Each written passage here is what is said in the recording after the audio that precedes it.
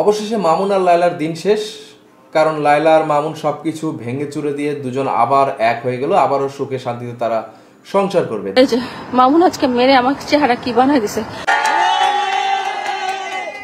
একবার ডিপলি চিন্তা করতো এটা কি মানা যায়। শেষে কি ঘটনাটা ঘটলো সেটা একটু দেখুন। ইন্ডিয়া থেকে আমি কিন্তু মেহমান মানও তো সেটা মেহমানের কথা বলতে নেই, এটা কিন্তু জানো কিন্তু যা হয়েছে আমি তাই আর্জেন্টিনা আমি এসেছি এমনি ঠিক আছে পরে দাও আমি তাই একটু হ্যান্ডশেক করে আপ মেহমানের কথা রাখতে এত দূর থেকে এসেছি আমরা সবাই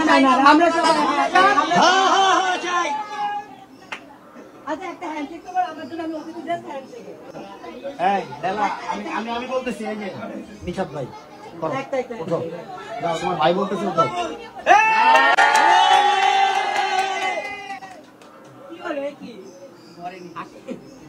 না না রাস্তায় আমি বললাম দেলা সরি বলে এই সরি শুনে না একটু জোরে কও সরি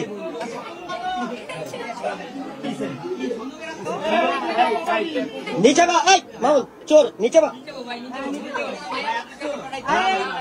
তোমারে বইতে গেছি গো একবার ডিপলি চিন্তা করতো এটা কি মানা যায়। তাহলে ভাই মানুষ অনেক এখন স্বস্তি পাবে, কারণ এই মানুষ লায়লা আর মামুনের ব্যাপারটা নিয়ে ফেসবুক স্ক্রলিং করতে করতে অনেকটাই বিরক্ত।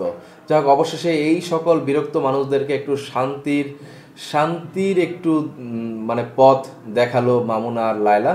যাই হোক, অনেকেই এটা ভেবে নিয়েছিল যে তারা প্রথম থেকে এটা একটা নাটকের সিন করছিল বা তাদের কোনো প্রমোশনের জন্য এটা করছিল বা মানুষের অ্যাটেনশন পাওয়ার জন্য করছিল। এটা কিন্তু আমার কথা না ভাই, অনেকেই এই ধরনের কথা